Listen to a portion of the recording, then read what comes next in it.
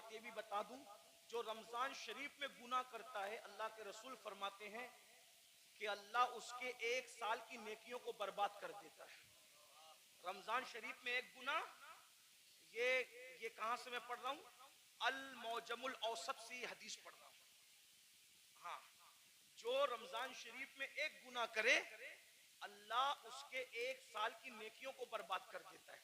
इसलिए रमजान शरीफ में जहां मुस्लिम अक्सरियत है, बड़ा मजा आता है। हमारे गांव में भी बड़ा मजा आता है। 80% हुजूर के गुलाम रहते हैं, मजा आता है। मुंबई में भी रमजान शरीफ का मजा आता है, मुरादाबाद, संबल, इधर भी रमजान शरीफ का मजा है ना। क्या बाजार सजते हैं, क्या इफ्तार लगती है। लेकिन ये बाजार बाजार है, असल रमजान शरीफ की बहार उसकी है जो गुनाह से बच जाए, इबादत करके अल्लाह को राजी कर। क्या बात है हजरत, सुभान अल्लाह।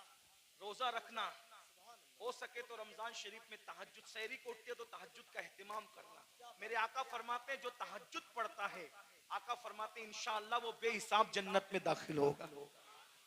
तो नहीं साल भर पढ़ सकते तो रमजान शरीफ में 2 ही रकत पढ़ लेना, ज्यादा उसके यहाँ बहुत ज्यादा की जरूरत नहीं है, वो बहुत थोड़े अमल पे राजी हो जाते हैं। सहरी में उठो जल्दी से, 5 मिनट पहले उठ जाओ, वुजू करो, 2 रकत पढ़ो तहज्जुद, दोनों में 3-3 बार बोलो अल्लाह पढ़ो और अल्लाह से कहो। अल्लाह कहता है मैं पहले आसमान पे तजल्ली करता हूँ, पहले आसमान पे रात के आखिरी हिस्से में तजल्ली करता हूँ और कहता हूँ मांग क्या मांगता है, जो मांगेगा तो जो मांगते हो। लेकिन उस वक्त तो सहरी में आप क्या करते हैं, उस वक्त भी आप व्हाट्सएप, लोग उस वक्त भी ऑनलाइन रहते हैं, जरूरत के तहत रहते हो, अच्छी बात है। उस वक्त अल्लाह फरमा रहा है मांग मैं दूंगा, आप ऑनलाइन हो। इफ्तार के वक्त तो आवाज आ रही है जो मांगेगा दूंगा, आप ऑनलाइन हो।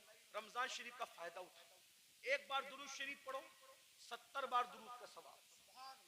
रमजान शरीफ के लिए तैयारी, अभी से तौबा करो, इस्तिगफार करो। आज से पहले जो हुआ, जो गुनाह हुए, सबसे माफी मांगो, तौबा करो और नमाज के पाबंद बनो। लोग आखिरत को भूल चुके हैं, लोग आखिरत को फरामोश कर चुके हैं। और ये बात याद रखें, कुरान ने आखिरत की जितनी बात की है, पूरा कुरान उठा करके पढ़ लें, 70% आयतें कुरान की आखिरत से मुताल्लिक है।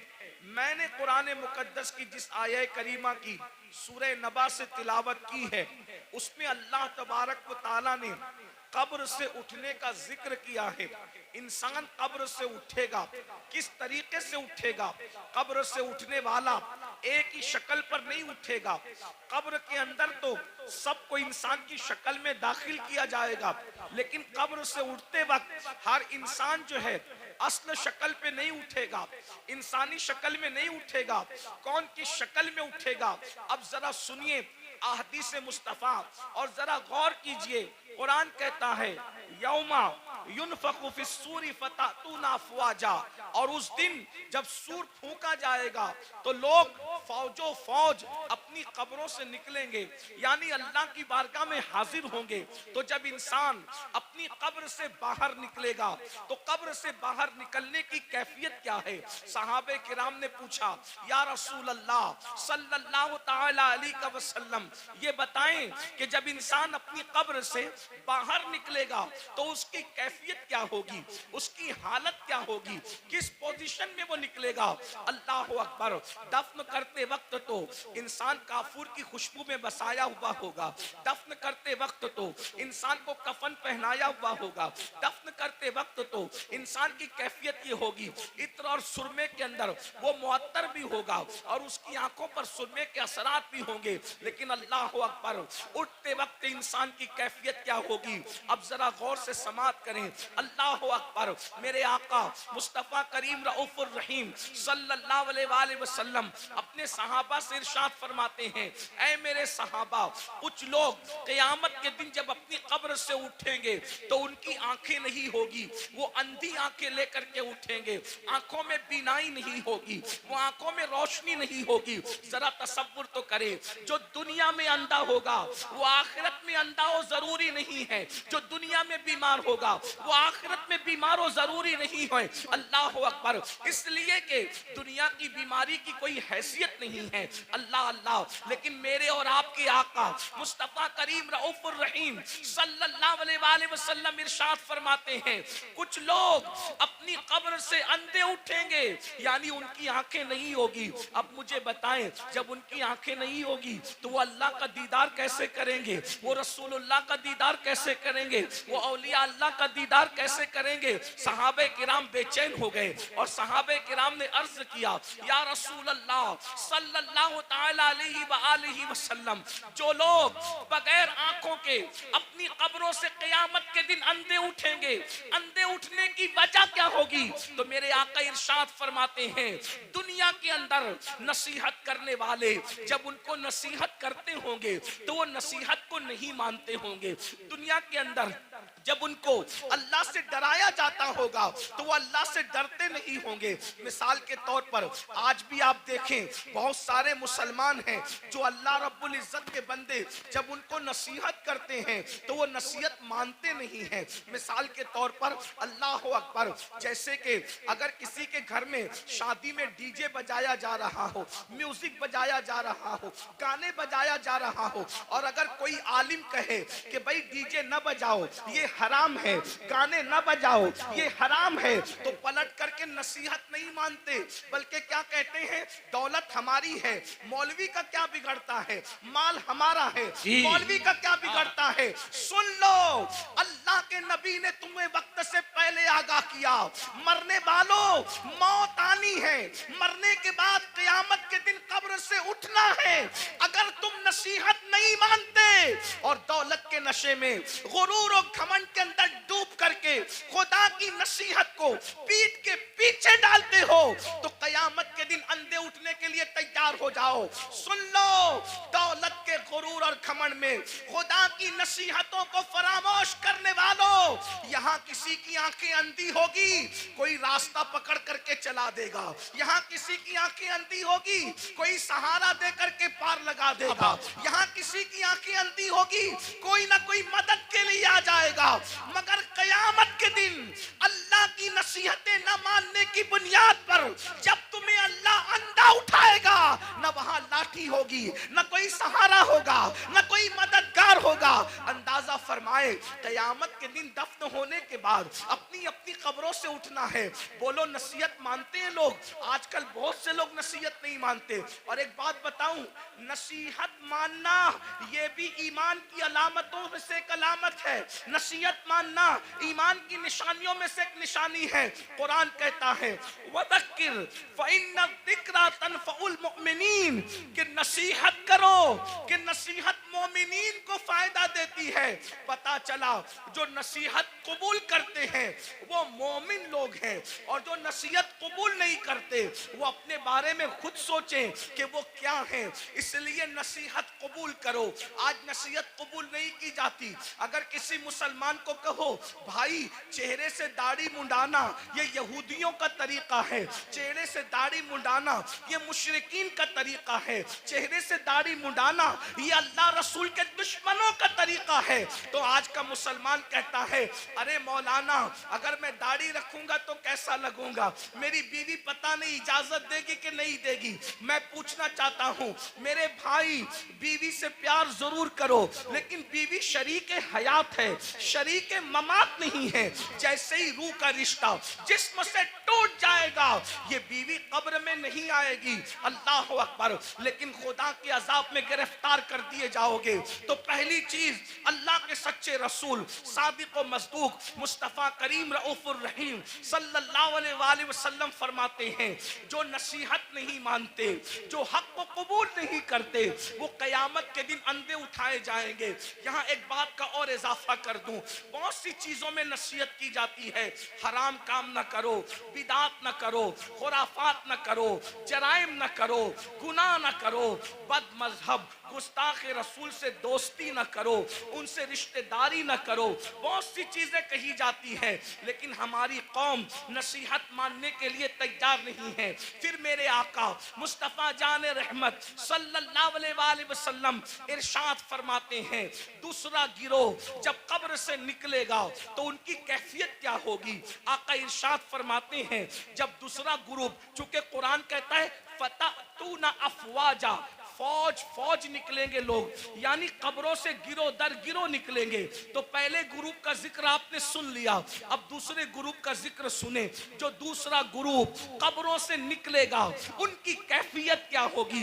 दूसरे ग्रुप की कैफियत ये होगी, मेरे और तुम्हारे आका सच्चे रसूल सादिक व मजदूक मुस्तफा जान रहमत सल्लल्लाहु अलैहि वसल्लम फरमाते हैं, लोग कब्रों से निकलेंगे तो ऐसे निकलेंगे जैसे उन पर किसी ने जादू कर दिया हो।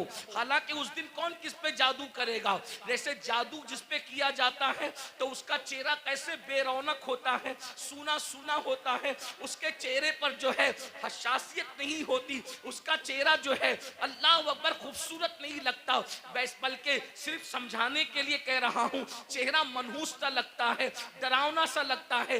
आका फरमाते हैं कुछ लोग अपनी कब्रों से उठेंगे, मफहूम के तौर पे अर्ज कर रहा हूं, तो ऐसा लगेगा कि जैसे उन पे किसी ने जादू किया, हालांकि किसी ने जादू नहीं किया होगा। ऐसा लगेगा जैसे इसको किसी आसेब ने छू लिया, लेकिन उसको आसेब ने नहीं छुआ होगा। अल्लाह अकबर। आका इरशाद फरमाते हैं उनके पेट मटकों की तरह बड़े बड़े होंगे, कुछ के पेट कमरों की तरह बड़े बड़े होंगे। कुछ लोगों का हाल ये होगा, वो उठकर खड़े रहने की कोशिश करेंगे तो गिर गिर जाएंगे। अल्लाह अकबर। उनके पैर छोटे होंगे, उनके हाथ छोटे होंगे और उनके पेट मटकों की तरह और कमरों की तरह बड़े बड़े होंगे। वो चलना चाहेंगे तो गिर जाएंगे। अल्लाह अकबर। सहाबे किराम ने अर्ज किया, या रसूल अल्लाह सल्लल्लाहु अलैहि वसल्लम, वो कौन लोग होंगे जिनकी हालत ये होगी? ऐसा लगेगा कि वो नशे में है, मगर वो नशे में नहीं होंगे। ऐसा लगेगा वो जादू किए हुए हैं, हालांकि उन पे जादू नहीं होगा। ऐसा लगेगा कि वो आसिफ ज़दा हैं, हालांकि वो आसिफ में नहीं होंगे। उनके पेट कमरों की तरह, उनमें सांप और बिच्छू होंगे। साहबे किराम ने पूछा तो आका फरमाते हैं जिन लोगों ने दुनिया में सूद खाया होगा, जिन लोगों ने दुनिया में सूद के धंधे किए होंगे, वो इस हालत में उठेंगे कि वो चल नहीं सकेंगे। अल्लाह अकबर। वो चल नहीं सकेंगे। उनकी कैफियत ये होगी जैसे जानवरों को हाँक करके जंगल में चरवाहा लेकर के जाता है, वैसे जलील करके फरिश्ते उनको जानवरों की तरह हाँकते हुए मैदान महशर में लाएंगे। अल्लाह अकबर। जरा तसव्वुर तो करो, जरा गौर तो करो, उस दिन की जिल्लत क्या जिल्लत होगी, उस दिन की रुसवाई क्या रुसवाई होगी। आज इजी मनी के चक्कर में, शॉर्ट टाइम के अंदर तरक्की करने के चक्कर में इंसान ना हलाल देख रहा है ना हराम देख रहा है। मेरी कौम के जवानों, दौलत तो नचनियों को भी मिल जाती है, दौलत तो जिस्म बेचने वालों को भी मिल जाती है, दौलत तो चोरी करने वालों को भी मिल जाती है। अरे दौलत ही सब कुछ नहीं है, दौलत एक दिन खत्म होने वाली है, दुनिया एक दिन खत्म होने वाली है। यहां से लेकर क्या जाओगे? अरे हलाल कमाया हुआ जब साथ नहीं ले जाओगे तो हराम कमाया हुआ क्या साथ लेकर के जाओगे? जरा सोचो तो सही, जरा तसव्वुर तो करो। ये कोई मुकर्रिर नहीं कह रहा है, ये कोई जलसे का नाजिम नहीं कह रहा है, ये कोई मामूली इंसान नहीं कह रहा है, ये तुम्हारे और मेरे नबी फरमा रहे हैं। अल्लाह अकबर।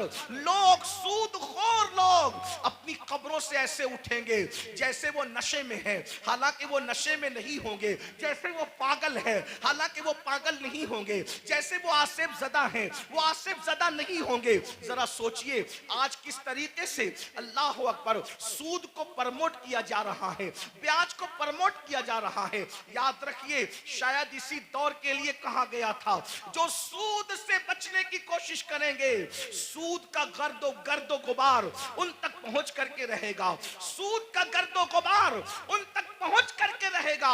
आज ऐसा तो नहीं कि हम उसी दौर में जिंदगी गुजार रहे हैं। अल्लाह अकबर। सूद लेन देन मुस्लिम आबादियों में इतना बढ़ चुका है कि लोगों को ख्याल ही नहीं रहता कि हम हराम कमा रहे हैं। एक बात मुझे याद आई, आगे बढ़ने से पहले इस हदीस को मैं आगे बढ़ाऊं उससे पहले बीच में एक रिवायत याद आई। मेरे भाइयों जरा सोचो, जरा गौर करो। आपने अब तक ये सुना होगा, आपने अब तक ये सुना होगा जब कोई बंदा हज के लिए जाए और सफर हज में मर जाए। अल्लाह अकबर। सफर हज में मरने वाले की शान क्या है? सफर हज में मरने वाले की शान क्या है? नंबर एक, जो हज करता है वो गुनाहों से ऐसे पाक हो जाता है जैसे अभी माँ के पेट से पैदा हुआ। हज करने वाले के सारे गुनाह बख्श दिए जाते हैं, हत्ता अल्लाह के हाजी की शान ये है कि हाजी 700 ऐसे लोगों की बख्शिश करवाएगा जिन पर जहन्नम वाजिब हो चुका होगा। हाजी की शान ये है। अल्लाह अकबर। लेकिन कोई हाजी बने तो सही, हाजी सब कहलाते हैं। हाजी है कितने? जो वाकई हाजी होगा वो 700 लोगों की बख्शिश कराएगा। हाजी का टाइटल पाना आसान है, हाजी बन जाना आसान नहीं है। अल्लाह अकबर। सुनो सुनो, गौर से सुनो, अल्लाह के बंदो तवज्जो से सुनो। अल्लाह अकबर। हज करने वाले की मगफिरत हो जाती है, हज करने वाले की बख्शिश हो जाती है। हज करने वाला 700 लोगों की शफाअत करेगा, वो शफी बनेगा, उसकी शफाअत कबूल की जाएगी। अल्लाह अकबर। और अगर कोई खुशनसीब सफर हज में मर जाए, सफर हज में मर जाए, तो जब तक दुनिया कायम रहेगी, जब तक चांद सूरज निकलते रहेंगे, जब तक अरफात के मैदान में हज होता रहेगा, जो सफर हज में मर गया, कयामत तक हर साल अल्लाह उसको हज करने का सवाब अता फरमाएगा। एक रिवायत में आया है, उसका हम शक्ल एक फरिश्ता पैदा किया जाएगा जो कयामत तक उसके लिए हज करता रहेगा। बोलो सफर हज में मरने की फजीलत क्या है? मगर अब सुनिए, दिल के कानों से सुनिए, जरा गौर से सुनिए। अल्लाह अकबर।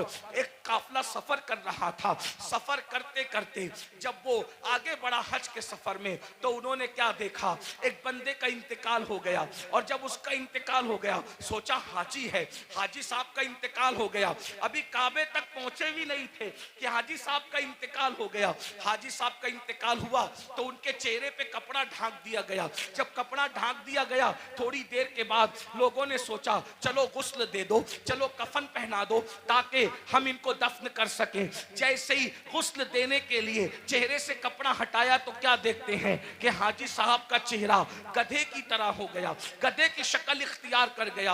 अल्लाह अकबर। पूरे काफले में कोहराम मच गया, पूरा काफला बेचैन हो गया।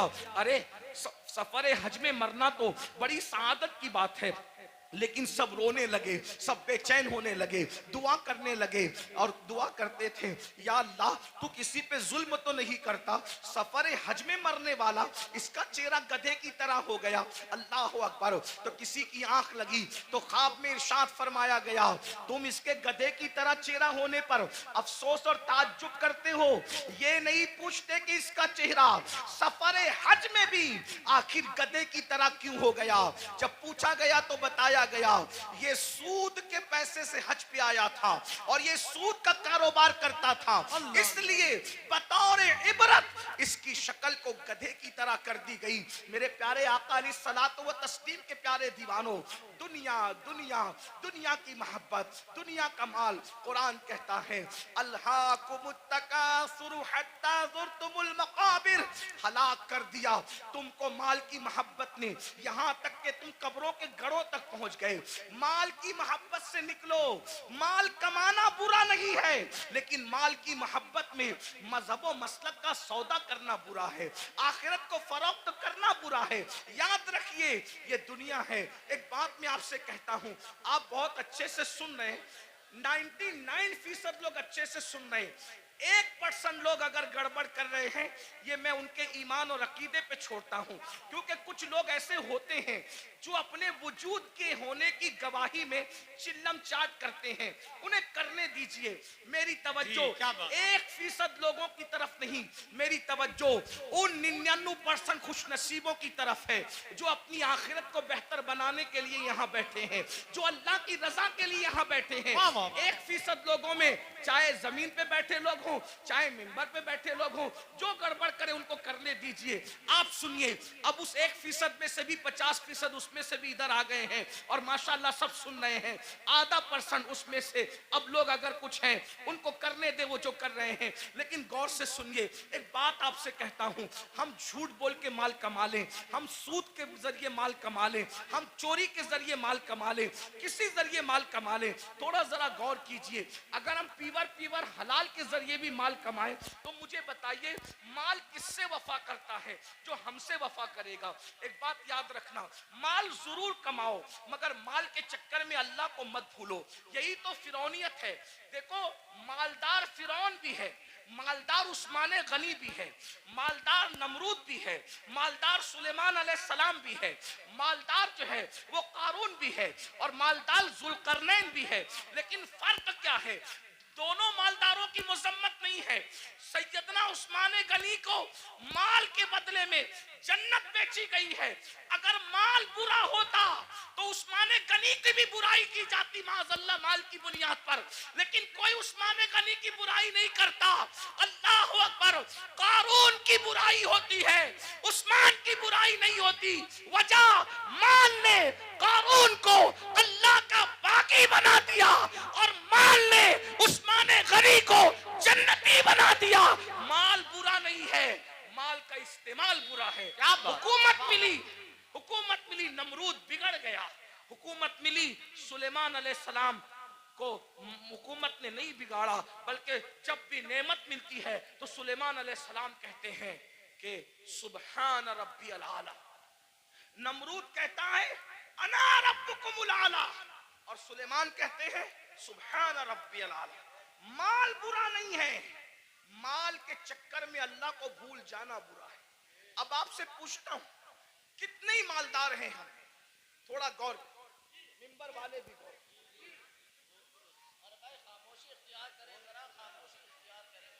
माल सबको अल्लाह ने दिया, आपको भी दिया, और जिनको नहीं मिला मैं दुआ करता हूं अल्लाह उन सबको अता करे। आमीन आमीन। लेकिन सुनो, माल आपने कमा लिया, बहुत माल मिल गया, माल मिलने के बाद आपको अल्लाह न करे, 1000 बार न करे, डॉक्टर ने कह दिया कि ये सीरियस है। कितने भी बीमार हैं आप, अल्लाह न करे, अल्लाह आपको कभी बीमार न करे, सबको सेहत दे, लेकिन एक ग्राउंड रियलिटी होती है ना कि बीमार तो आदमी ने पड़ना ही है। बड़े से बड़ा आलिम हो, खतीब हो, सैयद साहब हो, पीर साहब हो, डॉक्टर साहब हो, इंजीनियर साहब हो, बीमार तो पड़ना ही है। डॉक्टर ने कहा ये सीरियस है, इनका मामला जो है थोड़ा सा नाजुक है। आप मुझे बताएं, आपने 5 करोड़ 10 करोड़ 20 करोड़ का बंगला बनाया, लेकिन जैसे ही डॉक्टर ने कहा सीरियस है, बोलो कि आप बंगले में रहेंगे? थोड़ा तसव्वुर कीजिए। देखिए जलसे जो है दीनी जलसे, वो भीड़ इकट्ठा करने के लिए नहीं होती। भीड़ आती है हम इसलिए खुश होते हैं कि जितने ज्यादा लोग तक पैगाम पहुंचेगा उतना ज्यादा फायदा है, लेकिन भीड़ इकट्ठा करने के लिए सियासी जलसे होते हैं, मजहबी नहीं होते। इतना याद रखना। हम 22,000 पर खुश होने वाले लोग नहीं हैं, हमें तो 72 वफादार चाहिए। सुभान अल्लाह सुभान अल्लाह। वाह वाह वाह। करबला में एक तरफ 22,000 गुंडे थे और एक तरफ 72 वफादार। सुभान अल्लाह सुभान। 22,000 का नाम नहीं मिलता, तवज्जो, 22,000 का नाम नहीं मिलता और 72 का नाम मिटता नहीं। उनका नाम मिलता नहीं, इनका नाम मिटता नहीं। वजह कि वो 22,000 होकर भी मुखलिस नहीं थे और ये 72 होकर भी अल्लाह के वफादार और मुखलिस बंदे। सुभान अल्लाह सुभान अल्लाह। इसलिए ध्यान से सुनो, गौर से। 5 करोड़ का बंगला 10 करोड़ बनाओ, हम मना नहीं करते। हमारा तसव्वुफ तो कादरी तसव्वुफ है, अच्छा खाओ, अच्छा पहनो, अच्छे अमल करो, हम मना नहीं करते। हम दकियानुसी फिक्र के लोग नहीं हैं। हम लोग ऐसा नहीं कहते कि जो जितना धार्मिक होगा वो उतना शादियों से दूर होगा ना। मजहबी बनकर बल्कि मजहबी बनने का ढोंग रचाकर शादी ना करना और फिर सफेद दाढ़ी होने के बाद रेप केस में जेल में पड़े रहना, ये कौन सी मजहबियत है? ये कौन सी मजहबियत? हमारा मजहब तो ये, जब मजहब की जान मोहम्मदुर रसूलुल्लाह निकाह करते हैं तो निकाह करना ये मजहब के खिलाफ नहीं है, बल्कि निकाह करना ये तो मजहब का हिस्सा है। अल्लाह अल्लाह सुभान अल्लाह सुभान अल्लाह। अपना मजहब इतना अजीम मजहब है, इंजॉय के सारे रास्ते बताता है, बस ये कहता है हराम न करना। जैसे तवज्जो करें, दूसरे लोगों का हाल, दूसरों से मुराद कोई टारगेट पे नहीं है, लेकिन आप ढूंढे गूगल पे वो दूसरे कौन है, थोड़ा आप भी अपनी जिम्मेदारी निभाएं। ऐसा नहीं कि इंटरनेट पर सिर्फ फिल्में ही देखें, इंटरनेट पे जरा ऐसे लोगों को भी तो सर्च करो जिनको लोग ढूंढ रहे हैं। कुछ लोग कहते हैं मजहबी हैं इसलिए सैर नहीं कर सकते, घूम फिर नहीं सकते। मैंने वो कहा वो किसी का फरसूदा मजहब होगा जिसमें सैर नहीं कर सकते।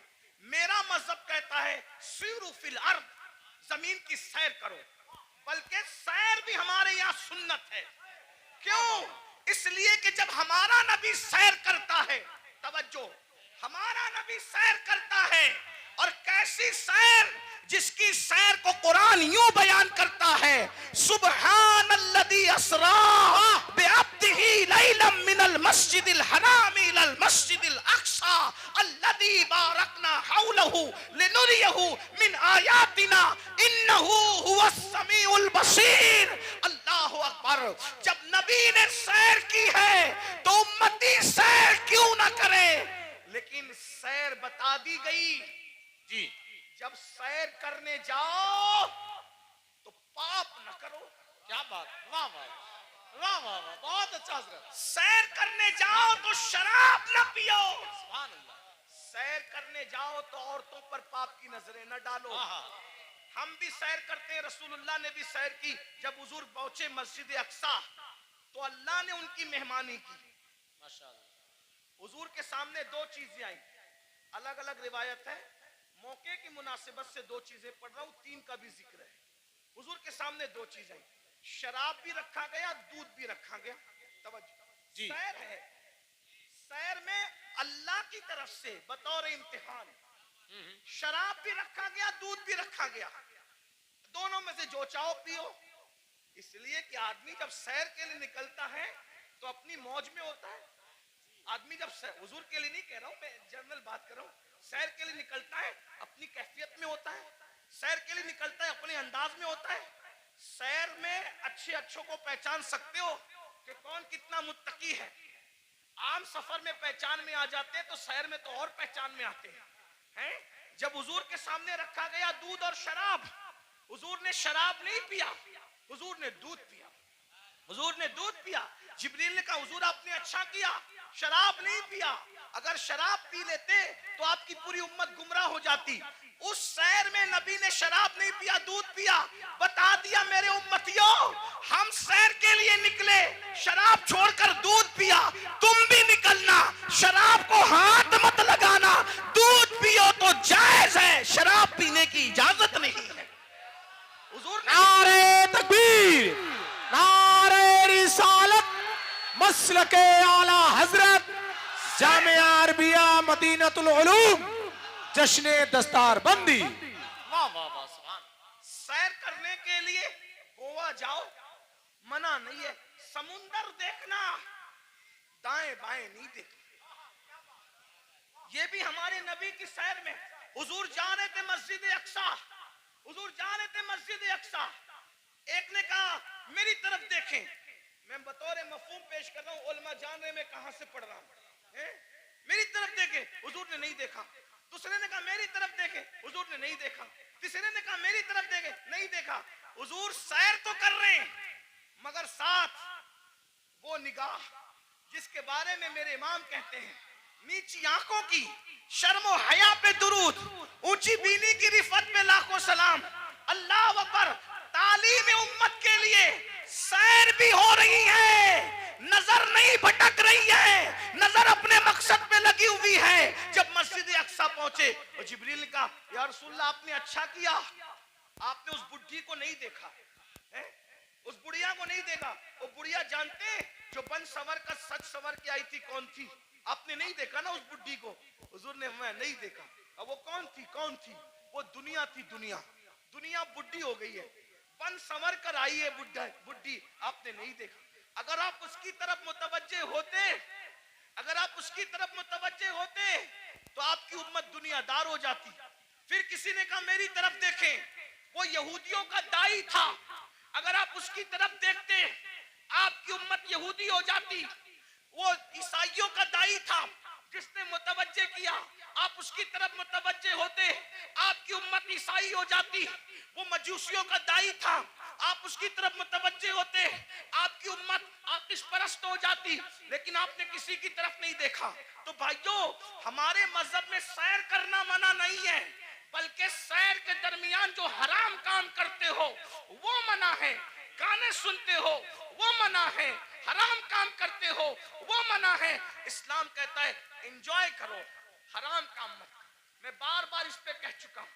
उस्मान गनी मालदार हैं, अपने माल की बुनियाद पे 2 बार जन्नत खरीदी, और हजरत उस्मान ने ऐसी जन्नत खरीदी कि अल्लाह के रसूल ने यहां तक कह दिया आज के बाद उस्मान कुछ भी कर ले वो जन्नत ही में दाखिल होगा। अल्लाह अल्लाह सुभान अल्लाह सुभान। ये माल की बरकत है। तो माल अगर मस्जिद में दो सुभान अल्लाह, मदरसे में दो सुभान अल्लाह, माँ बाप पे खर्च करो सुभान अल्लाह, भाई बहनों पे खर्च करो सुभान अल्लाह, गरीब यतीम मिस्किनों पे खर्च करो सुभान अल्लाह। लेकिन अगर माल की वजह से अल्लाह को भूल जाओ, फिरौनी सोच हो, नमरूदी सोच हो, कारूनी सोच हो। अब थोड़ा गौर करो, मैं जो कह रहा था माहौल बन चुका, थोड़ा सुन, अच्छा माहौल बन गया, थोड़ा सुनने का माहौल बन गया। हाँ, एक तकरीर के बाद हमारे भाई हजरत अल्लामा जाहिद हुसैन साहब कह रहे थे कि तेरा ही हौसला है कि इतनी चीख चिल्लाट में तू बोलता है। तो मैंने कहा मैं क्या बोलूं, इसलिए कि मैं तो एक ही के लिए बोलता हूं, मजमा सैकड़ों का हो, हजारों का हो, और शुक्र के तौर पे लाखों के मजमे में भी मैंने बोला है, बोलता हूं, लेकिन बोलता हूं एक ही के लिए, बस एक ही के लिए। तुम कितना ही शोर कर लो, उस एक तक मेरी आवाज पहुंचने से कोई नहीं रोक सकता, और वो एक है मेरा अल्लाह, और वो एक है उस एक का एक गुंबदे खजरा का मकी, जो पिया को भाई अख्तर, वो सुहाना राग है, जो पिया को भाई अख्तर, वो सुहाना राग है, जिससे ना खुश है पिया वो रागनी अच्छी नहीं, रागनी अच्छी नहीं। आप कितना भी चिल्लाएं, डिस्टर्ब करें, मैं डिस्टर्ब नहीं होऊंगा, क्योंकि मेरी तवज्जो उस एक की और उस एक के एक की तरफ है ना। लेकिन अगर आपकी तवज्जो भी हो जाए तो आपके साथ मेरी भी बिगड़ी और मेरे साथ आपकी बिगड़ी बन जाएगी। और मैं खुश हूं, मुरादाबाद के गिरदो जवानिब में लोग बहुत अच्छा सुनते हैं, अच्छा जमा होते हैं। इसमें हमारा कमाल नहीं है, इसमें हुजूर सदरुल फाजिल फखरुल अमासिल अल्लामा सैयद नईमुद्दीन मुरादाबादी की मेहनतों का नतीजा है। हज़रत अल्लामा मुफ्ती अजमल संबली रहमतुल्लाह अलैह की काविशों का नतीजा है। सैयद किफायत अली काफी मुरादाबादी की मेहनतों का नतीजा है। असलाफ ने मेहनत की है, उनके लगाए हुए पौधों को हम पानी देने के लिए आते हैं, इससे ज्यादा हमारी औकात नहीं है। अगर असलाफ ने पौधे न लगाए होते तो हम कभी भी इन पौधों को पानी देने का शरफ हासिल नहीं करते। इसलिए आए हो, सुन लो, हो सकता है इस फकीर बेनवा की आवाज अल्लाह दिल में उतार दे तो तुम्हारी भी बिगड़ी बन जाए, मेरी भी बिगड़ी बन जाए।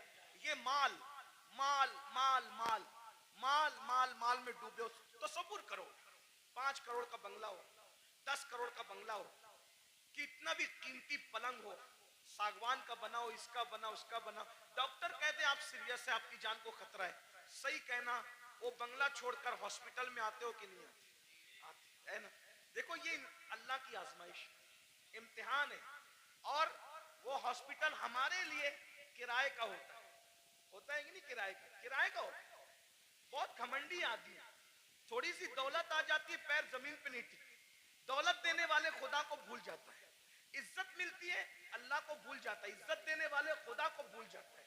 भाइयों सोचो न जरा, मेरे जवानों से खास मुखातिब हूं, जवानों सोचो, तुम कौम का मुस्तकबिल हो, तुम ही हमारी कौम का सरमाया हो। दौलत के नशे में फिरौनी सोच मत पैदा होने दो, बीमार पड़ोगे हॉस्पिटल में एडमिट किए जाओगे। नंबर 1, अल्लाह का पहला इम्तिहान, किराए की बेड पर आके पड़ गए, जिसका किराया 5,000 है, 10,000 है, 25,000 है, कितना भी महंगा किराया है, लेकिन है वो बेड किराए का। नंबर 1। नंबर 2, बंगला कितना भी बड़ा है, लेकिन प्राइवेट रूम हॉस्पिटल का 10 बाई 10 या 20 बाई 20 से ज्यादा का नहीं है। नंबर 3, कितने भी कीमती कपड़े हों, सारे कीमती कपड़े उतार लिए जाते हैं और हॉस्पिटल के मामूली से सस्ते कपड़े पहना दिए जाते हैं, यही है।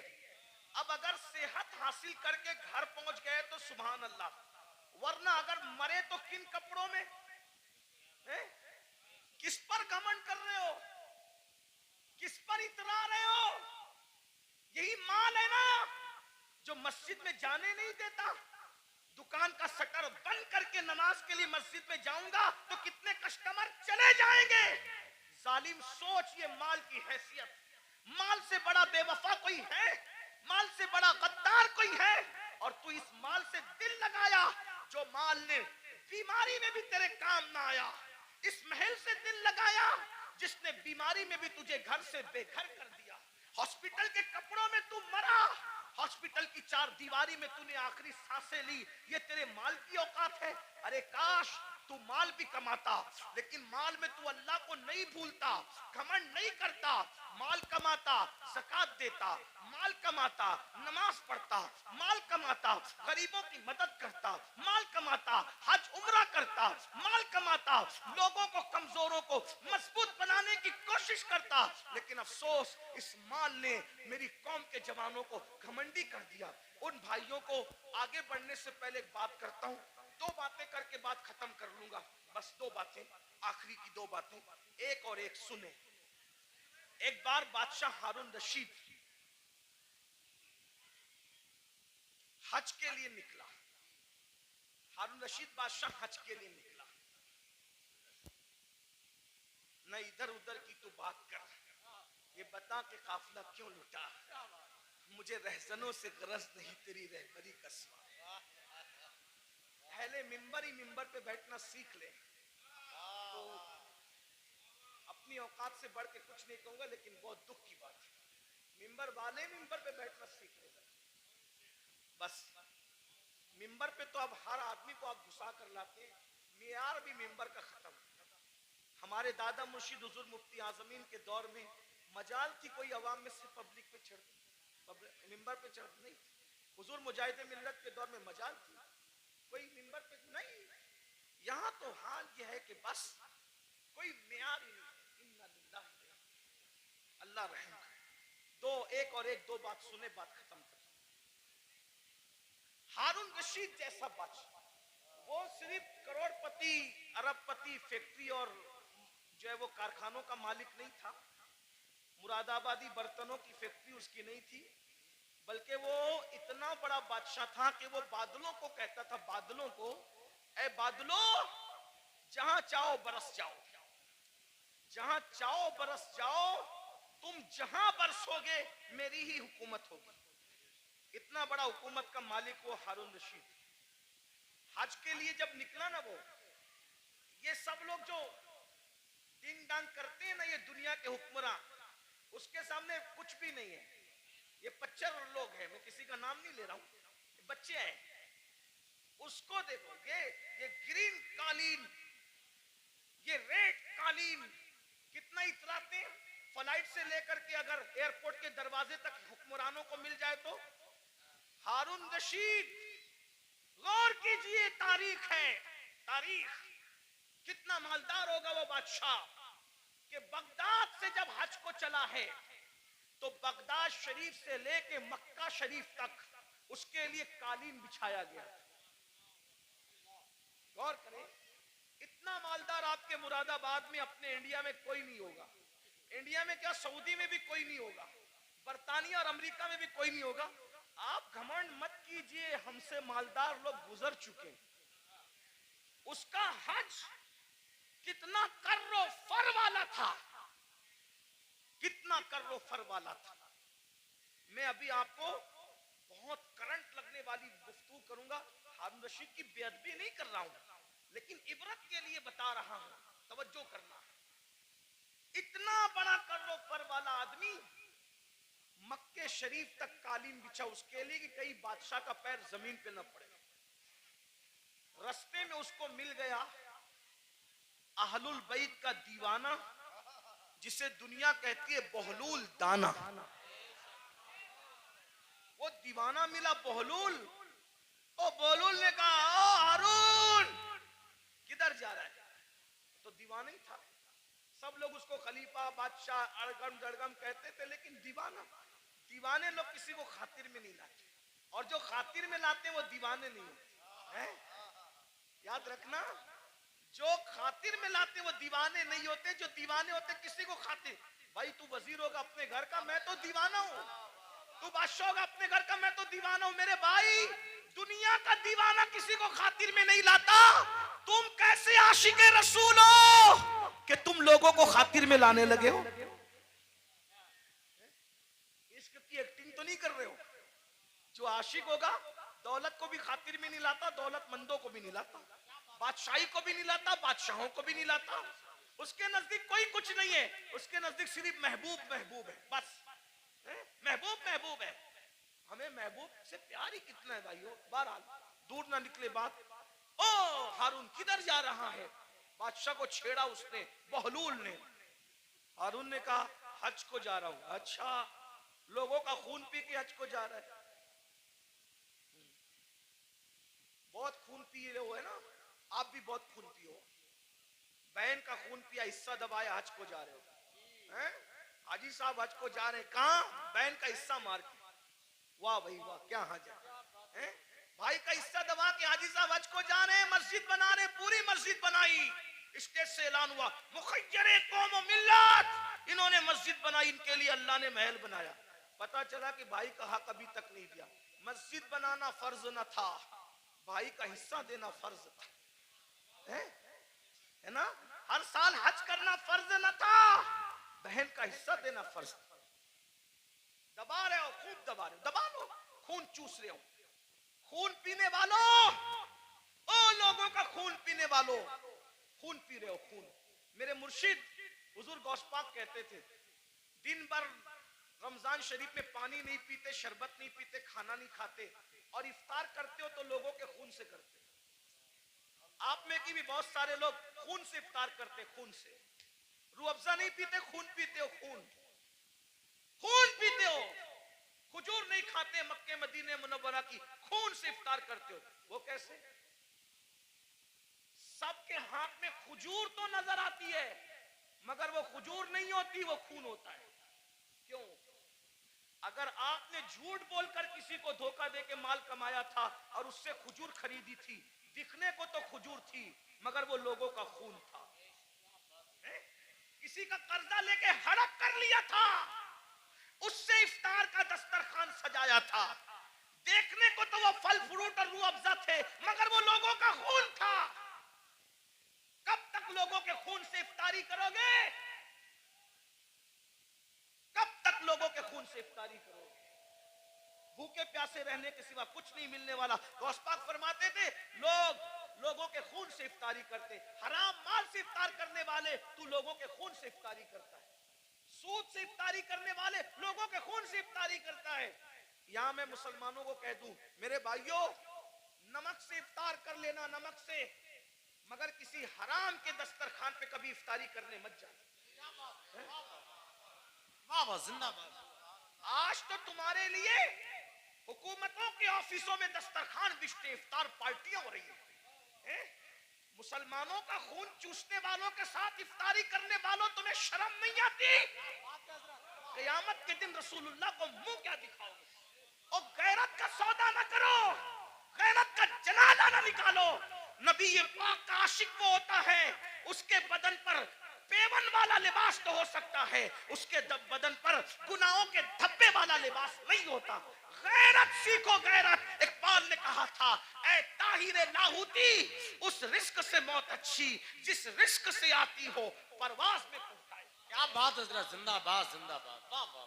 बहरहाल हारून से बहलूल ने कहा, मैं बहलूल की बात नकल कर रहा हूं, हारून की कोई तौहीन नहीं करो। अगर कोई हारून का चाहने वाला हो तो प्लीज वो मेरे ऊपर कोई इल्जाम नहीं। मैं सिर्फ हारून की बात इबरत के, और जो बात इबरत के तौर पे कही जाती है कोई बेहतरी नहीं। तो क्या लोगों का खून चूस के, बादशाह था ना भाई, खून चूस के जा रहा है आज को। हारून ने कुछ नहीं कहा। तो बहलूल ने कहा, बड़ा घमंड है ना तेरी हुकूमत पर। अब भी सुनो आप, बहुत घमंड है तुझे अपनी हुकूमत पे, और तो होना भी चाहिए। बादशाह ने कहा होना भी चाहिए। ओ बहलूल पागल, तुझे क्या पता हुकूमत की लज्जत क्या होती है? फरमाया तेरी हुकूमत की हैसियत मेरे नजदीक एक गिलास पानी से ज्यादा भी नहीं है, गिलास भर पानी से ज्यादा नहीं है तेरी हुकूमत की कीमत। बहुत घमंड न कर, बहुत घमंड न कर। बहलूल की बात पर हारून ने हंसना था, हंसा। जैसे हम लोग की बात पे भी लोग हंसते हैं, हम लोग जब इस तरह की बातें करते हैं लोग हंसते हैं, मौलवी लोग को देखो पागल हुए हैं, दौर इतना तरक्की कर गया, ये अभी तक यही करते हैं, कब्र में क्या होगा, हश्र में क्या होगा, और ये क्या होगा, वो क्या होगा। देखो दुनिया तरक्की कर रही है, दुनिया पिज्जे खा रही है, अभी ये कब्र के बिच्छुओं को लेके बैठे। ठीक है, जो कहना है कह लो, लेकिन नबी ने जो कह दिया वही होगा। पिज्जा खाने वाले हो, बर्गर खाने वाले हो, बिरयानी खाने वाले हो, या फाका करने वाले हो, या रोजा रखने वाले हो, कब्र में जाओगे। जिसके लिए नबी ने जो कह दिया सो वही हो करके रहेगा। मौजिजा मेरे नबी का कह दिया तो हो गया, आपने कतरे को दरिया कह दिया तो हो गया। तुम्हारे मुंह से जो निकली वो बात हो के रही, उन्होंने जो कहा वो हो करके रहेगा। और बहलूल ने कहा तेरी हुकूमत की कीमत एक गिलास पानी से ज्यादा की नहीं है, बड़ा घमंड मत कर, इतरा मत। उसने कहा एक गिलास पानी कहा, ये बता, हारून को कहा बता, अगर तू रास्ता भटक जाए, तो सफर में जाना हज के, रास्ता भटक जाए, खाना पीना खत्म हो जाए, तेरे सारे चमचे वमचे बिखर जाए, तू अकेला पड़ा रहे, पानी ना मिले, खाना ना मिले, मरने के करीब आ जाए, और उस वक्त तेरे पास कोई आगे कहे कि हारून मैं तुझे एक गिलास पानी पिलाऊंगा, बोल कितने में खरीदेगा, बोल कितने में खरीदेगा एक गिलास पानी। वो पानी पिलाने वाला बोलेगा मैं आधी हुकूमत दे मांगता हूं तुझसे और एक गिलास पानी तुझे देता हूं, बोल खरीदेगा कि नहीं खरीदेगा। हारून ने कहा ओ पगले बहलूल, जान है तो जहान है, अगर मर गया तो कहां हुकूमत में रहेगी और क्या क्या रहेगा। तो मैं एक गिलास पानी को आधी हुकूमत दे के खरीद लूंगा, क्योंकि भाई आधी दे के खरीदा, आधी तो बची, आधी से तो लुत्फ उठाऊंगा। का वो गिलास भर पानी पिया ही था कि पेशाब लगी आधे घंटे 2 घंटे के बाद, और पेशाब लगी, अब पेशाब निकल नहीं है बाहर, लगी तो है, प्रेशर तो आ रहा है, बाहर निकलती नहीं पेशाब। ऐसे में कोई आकर कहे मैं ऐसा नुस्खा जानता हूं, अगर वो चुटकी तुझे खिला दूं तो अभी पेशाब हो, लेकिन वो नुस्खा जो चुटकी भर खिला करके तुझे पेशाब करवाना है, आधी हुकूमत देगा तो मैं वो नुस्खा तुझे दूंगा, वरना नहीं दूंगा। बोल पेशाब करने के लिए वो आधी हुकूमत दे के नुस्खा लेगा कि नहीं लेगा। कहा बिल्कुल लूंगा, क्योंकि जान है तो जान है, इसलिए कि हुकूमत ना रहेगी जिंदगी तो रहेगी। तो कहा अल्लाह से डर, जिस हुकूमत की कीमत एक गिलास पानी नहीं, उसको तू इतना चाहता है कि अल्लाह को भूल गया है।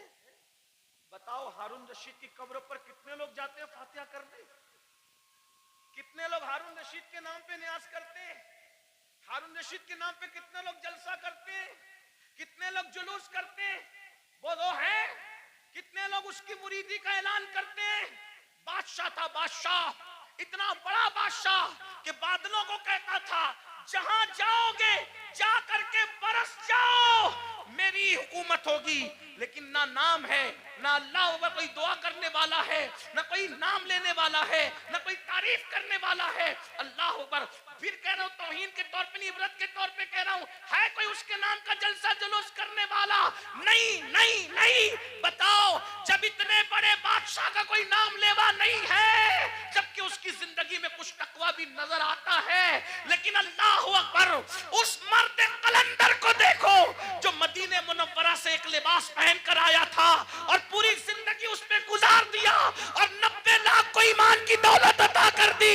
800 साल से ज्यादा का अरसा गुजर रहा है, हिंदुस्तान में कोई कोना ऐसा नहीं है कि रोजाना गरीब नवाज को खिराज अकीदत न पेश किया जाता। नारे तकबीर, नारे रिसालत, फैजाने ख्वाजा गरीब नवाज मसलके आला हजरत, उनके नाम के डंके ना बजाए, ये हमारे लिए इबरत है।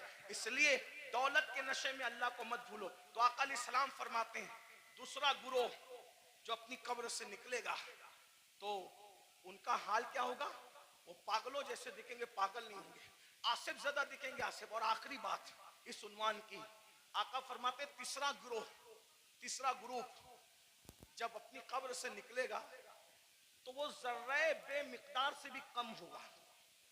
एक तो जर्रा होता है और जर्रे में जर्रे बेमिकदार से भी कम होगा।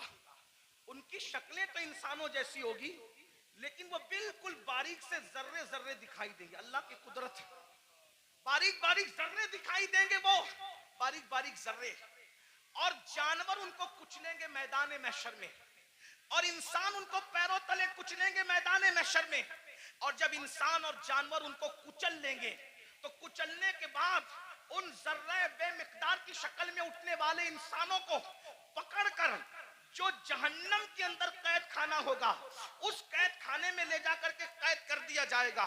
जरा गौर कीजिए, फिर आका फरमाते हैं उस कैद खाने में उनको नारुल अनियार नाम का मशरूब पिलाया जाएगा।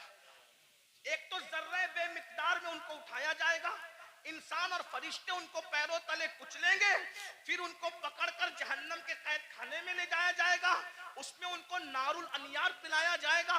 सहाबा ने पूछा, या रसूल अल्लाह, ये नारुल अनियार क्या है? तो आका फरमाते हैं ये जहन्नमियों का खौलता हुआ पीप है जो उनके जिस्म से निकलेगा, और जहन्नम की सड़ी हुई आग है जो उनकी गिज़ा बनेगी। सहाबा ने पूछा, आका वो जर्रे बेमिकदार वाले लोग और वो जहन्नम के अंदर कैदी लोग, नारुल अनियार पीप पीने वाले लोग, जहन्नम की सड़ी हुई आग खिलाई जाने वाले लोग, वो कौन होंगे? तो आका फरमाते हैं वो दुनिया में वो लोग होंगे जो घमंड करते होंगे, तकब्बुर करते होंगे। मैं चौधरी का बेटा, मैं मालदार का बेटा, मैं पढ़ा लिखे का बेटा।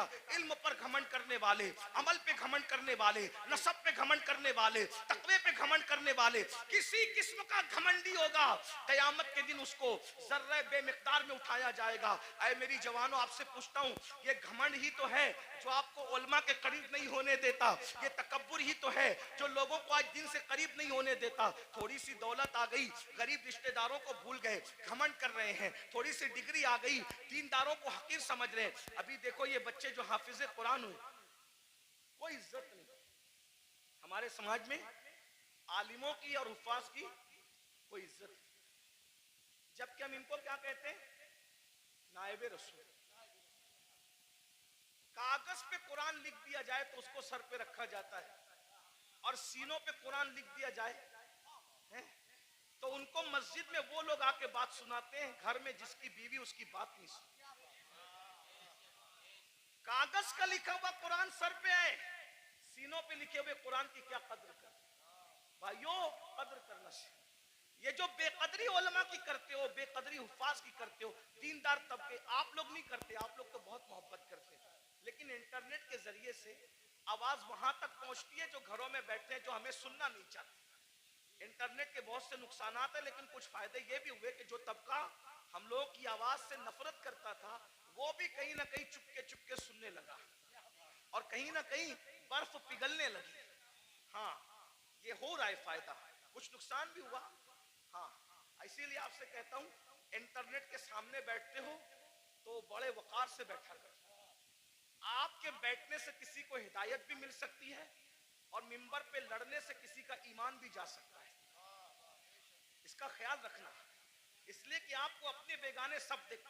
आपकी छोटी सी मिंबर पर की हुई झड़प किसी ईमानदार को कुफ्र तक ले जा सकती है, इतना याद रखना। इसलिए जरा होश से, मिंबर पे कोई लड़ने आए तो उससे हाथ जोड़ के कहो मैं हार गया, तू जीत गया। इसलिए कि मैं हारा हुआ कहलाऊंगा चलेगा, लेकिन मेरी वजह से कोई मेरे मसलक और मजहब से बेजार होकर के कुफ्र की तरफ जाए, मुझे ये गवारा नहीं। इसका ख्याल रखा जाए, बहुत हमें ख्याल करना होगा, क्योंकि हमें लोग देखती है, दो आंखें देखती है तो लोग इतना मोहतात होते हैं, ये हजारों आंखें देखती। ये इंटरनेट की जो है वो नहुसत या जो वो निफासत कुछ कम नहीं है, इसकी नहुसत भी बुरी है, इसकी निफासत भी बड़ी है। लेकिन इतना याद रखें, ये दो आंखें नहीं देखती इंटरनेट पे बैठने वालों को, करोड़ों आंखें देखती है, और आप उनका तसव्वुर नहीं कर सकते कि कौन कौन देखता है। इसलिए मिंबर पर हम खुदा के लिए 2 घंटे ही सही इस तरह बैठें कि हमारे बैठने को देखकर लोग मजबूर होके कहे, जब ये इस तरह बैठता है तो गरीब नवाज कैसे बैठते हैं, ये इस तरह बैठता है तो गौसे आजम कैसे बैठते हैं, ये इस तरह बैठता है तो इमाम अहले सुन्नत कैसे बैठते हैं। ये हमारा अंदाज होना चाहिए, अल्लाह करे हमें तौफीक मिले। लेकिन गुरूर और घमंड का क्या किया जाए? आज हमारा जवान तबका, नई नस्ल उलमा का मजाक उड़ा रही है, हुफ्फाज की इज्जत नहीं कर रही है, मेरे जवानों, अगर दौलत के नशे में घमंड किया, हुस्न के नशे में घमंड किया, किसी भी किस्म का तकब्बुर किया, तो अल्लाह के रसूल फरमा रहे कब्र से जर्रे बेमिकदार की शक्ल में उठोगे, बेमिकदार, और पूरा मैदान महशर तुम्हें पैरों तले कुचलेगा, जहन्नम की कैद में डाले जाओगे, नारुल अनियार जहन्नम का पीप खोलता हुआ पिलाया जाएगा, जहन्नम की सड़ी हुई आग खिलाई जाएगी। इसलिए खुदा के लिए घमंड छोड़ दो, तकब्बुर छोड़ दो और सोचो मैं इंसान हूं और सिर्फ इंसान, मैं इंसान हूं और सिर्फ इंसान हूं। और इंसान क्या है? मिन नुत्फा, इंसान को अल्लाह ने नापाक कतरे से पैदा किया, इंसान को अल्लाह ने सड़ी हुई मिट्टी से पैदा किया। मेरे भाई, सड़ी हुई मिट्टी और नापाक कतरे से तू पैदा हुआ है। अगर इबादत करके तू अल्लाह को मना ले तो तू फरिश्तों से बेहतर है, और अगर तू अल्लाह को राजी न कर सका तो फिर माज़अल्लाह तू जानवरों से भी बदतर है। जो आखिरी बात कहने के लिए कहा था वो आखिरी बात ये है, इमाम गजाली के उस्ताद थे, इमाम गजाली के उस्ताद, गजाली जैसी हस्ती जिसने 500 से ज्यादा उस दौर में किताब लिखी, आज से 900 साल पहले, और उनकी किताबें आज भी दुनिया में मौजूद है। तो इमाम गजाली के उस्ताद थे, उनके सामने एक नौजवान छोकरा लड़का अकड़ के चल रहा था। कुरान कहता है वला तमशी फिल अर्दी मरहा, जमीन पे अकड़ के मत चलो, अकड़ के मत चलो। आजकल के लड़के बाइक पे बैठते हैं, थोड़ा जिम विम करके बाजू बना लिए हैं, तो वो बाजुओं पर फूल पत्तियां पता नहीं क्या क्या बना लेते हैं, ये हराम है, हराम। अल्लाह के रसूल अलैहि सलाम ने फरमाया गूंदने वालों पर और गुंदवाने वालों पर, दोनों पर अल्लाह की लानत। हाँ, ये गूंदने गुंदाने का सिलसिला पहले इस्लाम के दुश्मन लोग करते थे, हमारा काम नहीं है, गूंदना गुंदवाना हमारा काम नहीं। हमारे बाजुओं पर निशान नहीं होते, हमारे चेहरों पर सजदों के निशान होते हैं, और वो भी काले निशान नहीं, अनवार के निशान होते हैं, चमक होती है। सीमाहुम फी वुजूहिम मिन असरिस सुजूद, चेहरे चमकते हैं। जिम करो, मजबूत बनो, ताकतवर बनो। मैं तो कहता हूं हमारा मजहब ताकतवर लोगों का मजहब, हमारे कमजोर लोग हैं ही नहीं। हमारा अल्लाह भी ताकत वाला, ला हौला वला कुव्वता इल्ला बिल्लाह, हमारा अल्लाह ताकत वाला, हमारे रसूल ताकत वाले। एक शख्स ने मुझसे ट्रेन में कहा कि मेरे फौला ने हिमालय उठाया। मैंने कहा अच्छी बात है, लेकिन मैं मुतासिर नहीं। क्यों? मैंने कहा मेरे नबी ने सिर्फ हिमालय नहीं, पूरी कायनात का बार उठा रखा है। और मेरे इमाम कहते हैं जिसको बारे दो आलम की परवाह नहीं, ऐसे बाजू की कुव्वत पे लाखों सलाम। अंदाजा कर उनकी उंगली के इशारे का, जबल अबू कुबैस पे खड़े होकर इशारा करते हैं तो चांद टुकड़े हो जाता है। जिसके इशारे की इतनी कुव्वत है, उसकी उंगली की कितनी कुव्वत होगी? उंगली की इतनी कुव्वत है तो पंजों में कितनी कुव्वत होगी? और जब पंजों में इतनी कुव्वत है तो बाजुओं में कितनी कुव्वत होगी? और जब बाजू की कुव्वत ये है तो सीने में कितनी कुव्वत होगी? उनके सीने की कुव्वत को कुरान बयान करता है, लौ अंज़लना हाज़ल कुरआना अला जबलिन लरअयता खाशियम मुतसद्दियम मिन खश्यतिल्लाह। जिस पहाड़ ने कुरान का बार न उठाया, मुस्तफा के सीने ने कुरान का बार उठा लिया। वाह वाह वाह, सुभान अल्लाह, सुभान। हमारे यहाँ तो सभी ताकतवर है, गौस पाक ताकतवर, गरीब नवाज। जिम करो, ताकतवर बनो, मगर किसी की गर्दन दबाने के लिए नहीं, रात रात भर मुसल्ले पे खड़े होने के लिए, किसी पे जुल्म करने के लिए नहीं, मजलूम की मदद करने के लिए, किसी को डराने के लिए नहीं, डराने वालों को समझाने के लिए ताकतवर बने। हमारे मौला अली तो इतने ताकतवर थे, हैं? हमारे मौला अली इतने, मौला अली का जिक्र करो तो कुछ लोग जलते हैं, क्योंकि उनकी ताकत उनको बर्दाश्त नहीं होती। हमारे मौला अली बहुत ताकतवर थे, हमारे मौला अली बहुत ताकतवर, हमारे मौला अली बहुत ताकतवर थे। अल्हम्दुलिल्लाह हमारे सिद्दीक भी बहुत ताकतवर, अफसरुल बशर बादल अंबिया भी ताकी। हमारे सिद्दीक अकबर भी इतने ताकतवर थे, जब बदर में रसूलुल्लाह की कोई हिफाजत के लिए ना आया तो सिद्दीक अकबर ने कहा मैं हुजूर को पहरा दूंगा, अल्लाह की अमानत की हिफाजत मैं करूंगा। सिद्दीक ताकतवर, फारूक आजम ताकत, उस्मान गनी, मौला अली सब ताकत। और मौला अली कैसे ताकतवर, सुन लो, गौर से सुनो। एक दिन मौला अली की ढाल गिरा दी। क्या गिरा दी? बात समझ में आ रही? क्या गिराई? ढाल। ढाल किसको कहते हैं? अब तो सीरियल देख के आप लोग हमसे ज्यादा समझ गए कि ढाल, पहले समझाना पड़ता था, अभी नहीं, अब सबको पता है ढाल क्या है, तलवार क्या है, और मैमना क्या है, मसरा क्या है, कल्ब क्या है, मुकद्दमतुल जैश क्या है, सब सीख लिया है। चलो कुछ तो सीखा, हमसे ना सीखा, किसी से तो सीखा। लेकिन बहरहाल ढाल, ढाल समझते हैं ना, जिस पे वार रोका जाता है। मरहब ने मेरे मौला की ढाल पे वार किया और ढाल दो टुकड़े कर दी। मेरे मौला को आया गुस्सा, और तूने मेरी ढाल काटी और ढाल तोड़ी, अब मैं तुझे सजा क्या देता हूं। मेरी ढाल काट के ये ना समझना कि मैं पलट कर जाऊंगा, क्योंकि अली कहते ही उसको है जो पलट कर ना जाए। अली का नाम था हैदरे कर्रार, पलट कर भागने वाला नहीं, पलट पलट कर हमला करने वाला। अब अली अगर सिपर लेने के लिए, ढाल लेने के लिए पलट कर जाता तो दुश्मन कहता अरे कभी तो पलट कर भागे थे, लेकिन अली ने कहा पलट कर नहीं जाऊंगा। बल्कि मौला ने कहा तूने मेरी ढाल तोड़ी, अब मैं किसको ढाल बनाता हूं देख। आगे बढ़े और खैबर का दरवाजा उखाड़ कर अली ने उसी को ढाल बना लिया और उसी को लेके जंग करते रहे, करते रहे, करते रहे। और जब उसको उठा करके फेंका है तो अली का फेंका हुआ दरवाजा 70 लोग मिलकर भी अपनी जगह से उठा न सके। नारे तकबीर, नारे रिसालत, नारे हैदरी। कभी दीवार हिलती है, हजरत, कभी दर कांप जाता है, अली का नाम सुनकर अब भी खैबर।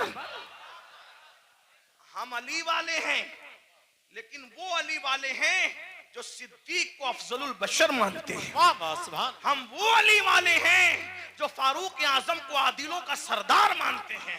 हम वो अली वाले हैं जो उस्मान को एक नूर वाला नहीं बल्कि 2 नूर वाला जुन्नूरैन मानते हैं। हम वो अली वाले, बहुत अच्छा, अल्हम्दुलिल्लाह। और वही सच्चे अली वाले हैं जो अली को भी मानते हैं और मौला अली की भी मानते हैं। तो आखिरी बात जो कहने चला था, क्या वो नौजवान पहलवान था, बाजू मोटे मोटे थे, घमंड में इतरा के चल रहा था। अल्लाह को इतरा के चलना पसंद नहीं, इतरा के चल रहा था। इमाम गजाली के उस्ताद ने कहा ए लड़के, इतरा कर घमंड से मत चल। उसने पलट कर नसीहत नहीं मानी और हजरत को कहा आप मुझे जानते हैं मैं कौन हूं, आप मुझे जानते हैं मैं कौन हूं। इमाम गजाली के उस्ताद ने कहा बेटा अच्छी तरह जानता हूं कौन हूं। कहा कौन हूं मैं? फरमाया तेरी इब्तिदा पानी का नापाक कतरा है और तेरी इंतहा कब्र की सड़ी हुई मिट्टी है, इससे ज्यादा तेरी कोई औकात नहीं है। बस मेरी भी गुजारिश यही है, हम पानी के नापाक कतरे से पैदा हुए, इतना नापाक, इतना नापाक, इतना नापाक, ज़बाने हया इजाजत नहीं देती कितना नापाक, लेकिन एक जुमला हया के पर्दे में सुन ले, इतना नापाक है कि बाहर निकल आए तो गुस्ल फर्ज कर दे, इतना नापाक। और कब्र की वो सड़ी हुई मिट्टी जिसमें कीड़े मकोड़े हैं, ये हमारा हाल है। अगर अल्लाह नाराज है तो ये हाल है, और अगर अल्लाह को मना लिया तो फिर कोई सड़ी हुई मिट्टी नहीं है, कोई सड़ी हुई। अगर अल्लाह को मना लिया तो मिट्टी नहीं, सड़ी हुई नहीं, बल्कि इंशाअल्लाह कफन को भी मिट्टी का धब्बा ना लग सकेगा। अगर खुदा को मना लिया, आओ आज अहद करो, शाबान का महीना चल रहा है, अल्लाह के रसूल रजब से ही तैयारी करते थे रमजान शरीफ की। नेकियों का मौसम बहार आने वाला है, बरकत वाला महीना। एक नेकी 70 के बराबर, फर्ज 70 फर्जों के बराबर, रोजा रखना, गुनाह से बचना। एक बात ये भी बता दूं, जो रमजान शरीफ में गुनाह करता है, अल्लाह के रसूल फरमाते हैं कि अल्लाह उसके 1 साल की नेकियों को बर्बाद कर देता है। रमजान शरीफ में एक गुनाह, ये कहां से मैं पढ़ रहा हूं, अल मौजमुल औसत से हदीस पढ़ रहा हूं। हाँ, जो रमजान शरीफ में एक गुनाह करे अल्लाह उसके 1 साल की नेकियों को बर्बाद कर देता है। इसलिए रमजान शरीफ में जहाँ मुस्लिम अक्सरियत है बड़ा मजा आता है। हमारे गांव में भी बड़ा मजा आता है। 80% हुजूर के गुलाम रहते हैं, मजा आता है। मुंबई में भी रमजान शरीफ का मजा आता है, मुरादाबाद, संभल, इधर भी रमजान शरीफ का मजा है ना। क्या बाजार सजते हैं, क्या इफ्तार लगती है। लेकिन ये बाजार है, असल रमजान शरीफ की बहार उसकी है जो गुनाह से बच जाए, इबादत करके अल्लाह को राजी कर ले। क्या बात है हजरत, सुभान अल्लाह। रोजा रखना, हो सके तो रमजान शरीफ में तहज्जुद, सहरी को उठते तो तहज्जुद का एहतिमाम करना। मेरे आका फरमाते हैं जो तहज्जुद पढ़ता है, आका फरमाते हैं इंशाअल्लाह वो बेहिसाब जन्नत में दाखिल होगा। तो नहीं साल भर पढ़ सकते तो रमजान शरीफ में 2 ही रकत पढ़ लेना, ज्यादा उसके यहाँ बहुत ज्यादा की जरूरत नहीं है, वो बहुत थोड़े अमल पे राजी हो जाते। सहरी में उठो जल्दी से 5 मिनट पहले उठ जाओ, वुजू करो, 2 रकत पढ़ो तहज्जुद, दोनों में 3-3 बार कुल अल्लाह पढ़ो और अल्लाह से कहो। अल्लाह कहता है मैं पहले आसमान पे तजल्ली करता हूँ, पहले आसमान पे रात के आखिरी हिस्से में तजल्ली करता हूँ और कहता हूँ मांग क्या मांगता है, जो मांगेगा तो जो मांगते हो। लेकिन उस वक्त तो सहरी में आप क्या करते हैं, उस वक्त भी आप व्हाट्सएप, लोग उस वक्त भी ऑनलाइन रहते हैं, जरूरत के तहत रहते हो, अच्छी बात है। उस वक्त अल्लाह फरमा रहे मांग मैं दूंगा, आप ऑनलाइन हो। इफ्तार के वक्त तो आवाज आ रही है जो मांगेगा दूंगा, आप ऑनलाइन हो। रमजान शरीफ का फायदा उठाओ, एक बार दुरूद शरीफ पढ़ो, 70 बार दुरूद का सवाब। रमजान शरीफ के लिए तैयारी, अभी से तौबा करो, इस्तिगफार करो। आज से पहले जो हुआ, जो गुनाह हुए, सबसे माफी मांगो, तौबा करो और नमाज के पाबंद बनो। सोच ये तय कर लो, आज कौन सी तारीख है शाबान की? 4 तारीख है ना, 4 गुजरी। ये 4 क्या है पता है तुम्हें? ये 4 शाबान तुम्हारे और मेरे इमाम हैं, इमाम हुसैन की विलादत की तारीख है। सुभान अल्लाह, सुभान अल्लाह। मौलूद हुसैन पाक का दिन गुजरा आज, मिलाद हुसैन, सैयदा के आंगन में जो दूसरा फूल खिला था, हैं? गौर कीजिए। तो आज से ये अहद कर लो कि मैं नमाज की पाबंदी करूंगा, लेकिन नमाज पढ़ूंगा तो किसके पीछे? जिसका अकीदा मेरे अकीदे की तरह हो, उसके पीछे नमाज। यानी मैं नबी को जिंदा मानता हूं तो मुझे इमाम भी वही चाहिए जो नबी को जिंदा मानता है।